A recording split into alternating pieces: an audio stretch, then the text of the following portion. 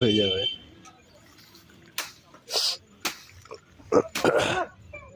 এখানে বেঁধে দেবো? হ্যাঁ হ্যাঁ, বেঁধে দাও, বেঁধে দাও। কেটে দিলেই চলে আসবে, বাঁধাবাঁধি করছে হবে।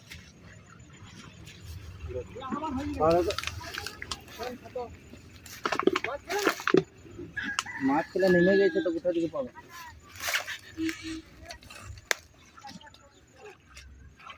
এই খবরিতে উঠো।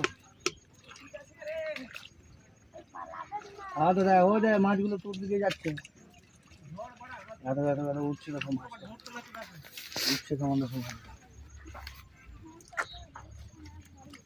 কাটলে জলটা না, কোদালটা দেবো?